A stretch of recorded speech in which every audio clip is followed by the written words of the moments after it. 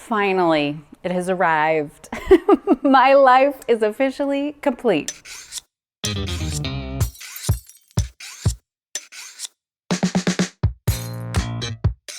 What's shakin' bacon? I'm Joni Simon. Welcome to my studio. This is where I do food photography, and the goal here is to improve your food photography skills so you can feel confident behind the camera. And today we're talking about lenses. Specifically, we are talking about this little beauty right here and a general conversation around one of the most popular lenses, a favorite lens amongst many food photographers. You'll see a lot of folks say that they love a 100 millimeter or 105 millimeter in this case, and a micro or a macro lens, those kind of lenses that allow us to get really close up to the subject. And so we're going to talk about in this video why this is such a popular lens, why I particularly love it, and some of the ways that we can specifically use this lens to its greatest advantage. And I'm going to show you plenty of examples for both stills and for video. But the thing that prompted this whole conversation and why so many of y'all were tagging me on social media, folks saying, "Did you see the announcement?" And yes, I saw the announcement. I am ridiculously excited that finally now with the mirrorless Z system from Nikon, we now have a 105 millimeter micro lens specifically for it. So that's exactly what this is. Let's see if I can get the full name in here. It's the Nikon Z MC 105 millimeter F2.8 VR S lens. That S line is gorgeous glass. And this particular one right here is a pre-production lens that the folks over at Nikon sent me over to play with. They knew that I was just over the moon excited about this announcement, wanted me to play with it, put it through its paces, and that's what I'm going to do here in this video, as well as sharing with you the reasons why this is such a popular lens. And I was especially excited about the announcement of this particular lens because it was literally the only reservation that I had in moving to the Nikon mirrorless system into their Z series, was because this lens did not exist. There was not a Z lens at this focal length, that macro lens. And so when this was announced, I was like, yes, my lens collection is complete.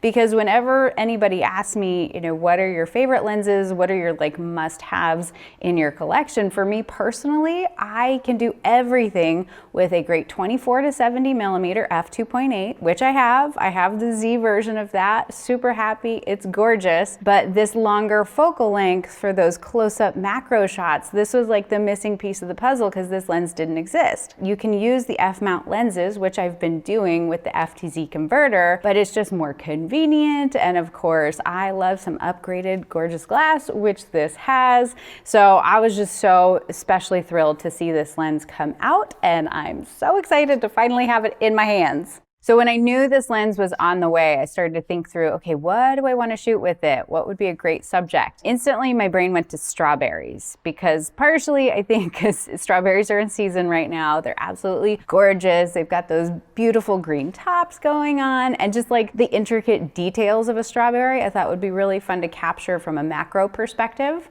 But then I thought, okay, let's take it through a whole recipe and kind of show you that I can shoot a whole recipe from ingredients to final dish, plus some video and some B-roll with this one lens. And so we're going for strawberry shortcake. Now the recipe for this particular strawberry shortcake was based on the recipe by Natasha's Kitchen, which I'm sure some of y'all know her from here on YouTube and her blog. I'd made some little tweaks and modifications, getting some of that little crunchy sugar on top. I thought details-wise, it's really gonna be fun to capture. But I'll be sure to link Natasha's recipe down in the description box below. And so the very first thing that I played around with this particular lens was shooting super up close, because that is the advantage that we have with shooting with a macro lens, a micro lens in this case, those are interchangeable terms, is the ability to get really physically close to the subject. If you've ever shot with a standard lens and you were like, oh, I just really want to get up in those details and get really close, and your lens wouldn't focus, that's because you were exceeding that minimum focusing distance. Whereas when we pull in a lens like this, we can get super up close and still be able to get it intact, sharp focus. And I mean, look at those juicy details. I mean, have you ever been that up close and personal to a strawberry? I mean, those little seeds are really interesting. And this is too where macro photography can be a whole lot of fun, because we can create some more abstract sort of compositions, explore a subject in a way that maybe we haven't traditionally approached it. So this can really push your creative boundaries, which I certainly did playing around with these strawberries. But one thing I always keep in mind when I'm shooting this close up is to pay attention to the aperture. And this may be different compared to what you're used to in terms of your aperture, because you have to keep in mind the idea that the physically closer we get to the subject, the more pronounced the depth of field will be. And so when we're shooting super close up to a subject, if you're used to shooting f4 or f5.6, that may not give you enough depth of field to really make sense of the subject. So typically in macro photography, we're going with higher f numbers. We're really going for a smaller aperture in the sense of a wider depth of field. Because with this strawberry, you can see that I was shooting really physically close up, but I was at f8. Now typically f8 shot further away, we're gonna have a bit more focus throughout. We're gonna have a wider depth of field. But because I'm so physically close to that strawberry, that depth of field is much more pronounced. And so we're still getting a lot of that beautiful bouquet on the edges, which this is all personal choice, personal preference.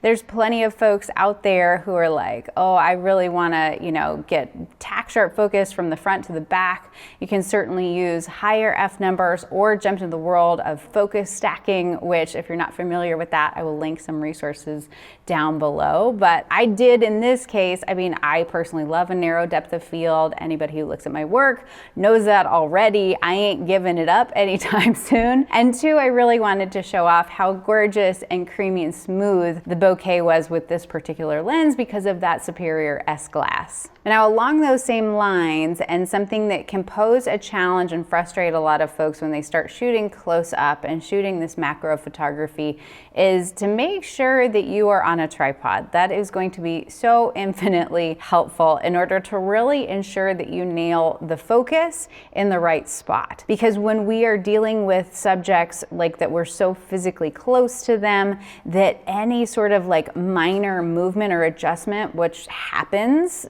just as human beings when we're shooting freehand, that can really skew that focus. And so for me personally, anytime I'm shooting shots like this where I'm super up close and I'm being very intentional about where I'm placing that focus, is to shoot on a tripod. Now in terms of focus modes, I actually shot with both the manual focus as well as autofocus. I wanted to kind of test out how the autofocus on this did. It performed great. And certainly I use autofocus when I'm shooting on a tripod because I can just tap on the screen or isolate that very specific singular point, that single point autofocus.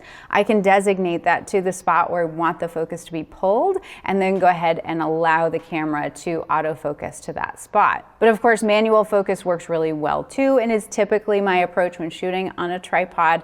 If you want more information about how to really nail focus and navigating both manual focus modes as well as autofocus modes, I've got a video all about focus, so go check that out. So obviously this lens, great for that super close up work, those finer detail shots.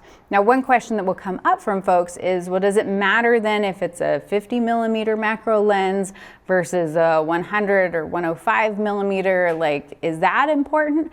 And what I will say is, yes, you can absolutely do that close up work at 50mm, but you're just gonna get a lot more of what's going on in the periphery. That the advantage with that longer focal length is that we have a bit more physical reach just in terms of distance, which we're gonna get into a little bit later when I show you the B-roll that I shot.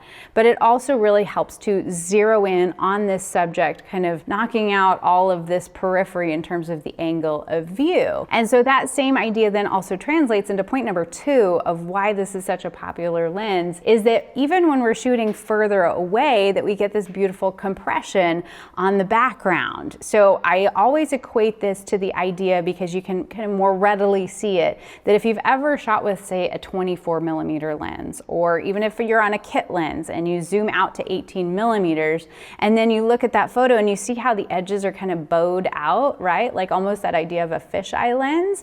Well, the beauty of zooming in and going all the way into 105mm is that that is now, instead of bowing out, it's compressing in. So it really kind of minimizes the background, really helping to bring your subject to the forefront. And that's why when I think about this lens and this particular focal length, I think it's a very food-forward focal length, because it really brings that subject to the forefront and really kind of minimizes everything else on the periphery. And you can see just a couple examples here that I shot from a bit further away. And again, how that really highlights the subject and minimizes that background. This particular function is why so many food photographers, tabletop photographers, still life photographers love this longer focal length, because of how it creates that compression on the background. Now, like I mentioned, I did the entire shoot from start to finish with this lens. So everything from the ingredients to the process shots to the final hero. The only kind of perspective and shot that I wasn't able to get with this lens, and you could if you really physically hoisted that lens up to the ceiling, you'd have to be pretty far away,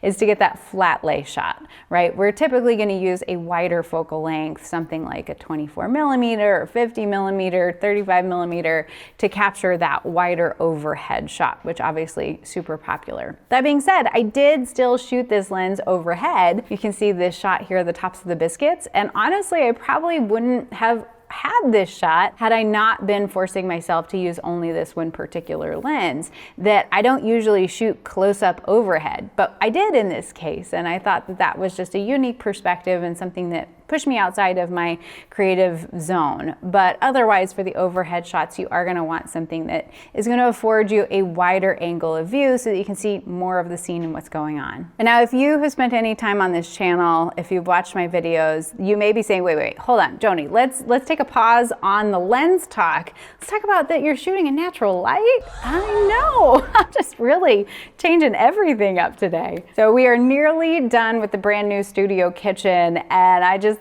felt so inspired by the light that was coming in through the window, and I love the concrete countertops that are in there, and I thought this would be perfect. Like, let's just do something different. Let's have some fun. So we're shooting on the kitchen countertops in natural light, which of course drove me nuts because I was like chasing the sun, and I had to stop shooting and I had to resume the next day. I'm like, oh, see, this is why I love my artificial lights. But I did have a lot of fun shooting natural light. So this is a little something different. I hope you enjoy it. So along the same lines, and point number 3 of why I love this lens, why I think a lot of people love this lens, is that you can create great shots in a very small area. That you can see here, I'm just working on the countertop. I don't have like a ton of space necessarily, right? I mean, I could kind of start to get crazy, but I've got the sink right there, and then I start to really lose the light the further I go away. And so I've just got this little small area. And so using this longer focal length really helps to minimize, kind of eliminate sort of that periphery, that it just, again, zooms into this very small area, that because that limited angle of view, we don't have to worry about making sure to prop out all of this other area and everything like that. Now, obviously, I've taken a minimalistic approach with the propping and with the setup, but even if, as you start to bring in other props and other items, that we can really just isolate to a very small area. And so if 50mm is the longest focal length you've ever shot, you've never kind of gone into this, 85, 105, kind of those longer focal lengths, I'm going to encourage you to give it a try. And absolutely, one of my favorite resources is to recommend you go rent gear. A lot of local camera shops will allow you to rent gear, try different things out, experiment with it, because you may uncover like a whole different style to your photography based specifically on that focal length. Like, I would really say that focal length has such a huge impact on the way we approach an image, the way we approach framing and composition. If you haven't tried one out and you're not ready to make that big investment to purchase a lens, is to go rent one, try it out and see what you think. Now, as a footnote to this, something that I feel like always comes up when we're talking about lenses lenses and focal lengths in specific is that everything at 105 millimeters that I've shot with this lens here in this video, all these examples were captured with a full frame camera. So it's the Nikon Z7. Well, one thing to keep in mind is that 105 millimeter on a full frame camera is a true 105 millimeter. Whereas if we took that same 105 millimeter lens and put it on a crop sensor camera, it would be that much more zoomed in. So translating to something that feels like a longer focal length if we're on a crop sensor camera. Now there are specific ratios and numbers, and you can do the math if you're really into that. I've got an article linked down below that can help illustrate a bit more of the details of that. But I just always keep in mind that if I'm going to take 105 millimeter and put it on a crop sensor camera, it's going to feel like it's a little bit of a longer focal length. And a lot of people will say, well, then don't, you don't want 105 or 100 millimeter on a crop sensor camera. And I would say that wasn't my experience personally. When I was shooting my first camera, which is a crop sensor camera, I bought a 100 millimeter macro lens and I loved it and I got great shots out of it and I really enjoyed it. And yes, there was that crop factor, so that 100 millimeter was longer than that, but at the same time, it was still a great lens and I loved it. And then I took that same lens then into my move when I moved to a full frame camera and continued to enjoy it and love it.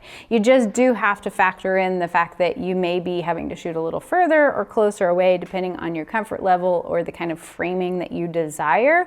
But that being said, I still think 105 millimeter or 100 millimeter macro lens is going to be great on full frame as well as crop sensor cameras. So then point number 4 of why folks love a lens like this is that it is a prime lens. It is a fixed focal length lens. That means it's a lens that doesn't zoom in or zoom out. It's just always the same exact focal length, 105 millimeters. And so when we have a fixed focal length prime lens, the advantage is there's not all these mechanics on the inside, right? You think about a zoom lens, things are having to move around and change. And so with all of those mechanics inside of a zoom lens, sometimes there is a compromise in terms of the clarity and sharpness. Whereas with a prime lens, everything is fixed, everything's exactly where it needs to be. So that offers that added sharpness, that added clarity. That being said, the Nikon Z 24-70 F2.8 S lens, you will have to pry out of my cold dead hands. I love that lens. But for the most part, when you stack zoom lenses against prime lenses, the primes are always going to be sharper and clearer. And two, maybe you've heard this before if you're not familiar with lenses, the idea of having better glass, that physically the glass that makes up that lens, that the higher quality that is, you'll get even more sharpness and clarity. And certainly that being a hallmark of the S line here in the Nikon Z lenses. Looking at these shots, and I wish you could physically be here with me looking at these on my 4K monitor and being able to just see the delicious detail and sharpness. I'm afraid the YouTube compression is going to kill some of this effect. But just knowing that those primes, that's a reason that people love prime lenses. And then reason number 5 that this is a favorite lens is that it affords us a bit more reach in terms of when we're setting up a scene. That sometimes you are physically having to put the camera in a place that is not physically as close as you want it to be to the subject, but you still want a lot of detail. And a place where this comes into play for me a lot is in shooting video and shooting B-roll, that I need to physically be in there and doing things, like my physical body needs to be in front of the food. And so having to place the camera maybe further away than I want it to be, that having that longer focal length allows us to get that additional reach. This is also too why I love using a crop sensor camera as a B-roll camera, because when it's cropped, you get that much even more so a little bit more reach. You can see here I set up everything as I was preparing all of the shortcakes and putting everything together, really getting these really nice tasty details without the camera having to be super all up in my face so that I'm physically even more limited. And when it comes to B-roll, I mean, everybody's got their approach to framing and composition and everything like that. But for B-roll, I just want to be all up in the food. And I feel like the 105 millimeter really affords you the ability to do that. So now at this point, I just need to go get the air compressor and the microfiber wipes and clean this one up, because the thing is, maybe Nikon didn't realize. When you send a macro lens to a food photographer, especially when she's baking, there's flour on it. I'm sorry. I'll clean it before I send it back, I promise. But so thank you so much for stopping by the studio and hanging out with me here today. It's always a treat to spend time together, and I will have some new videos coming up next month, so stay tuned for that. But in the meantime, you stay out of trouble, and I'll see you soon, all right? Bye.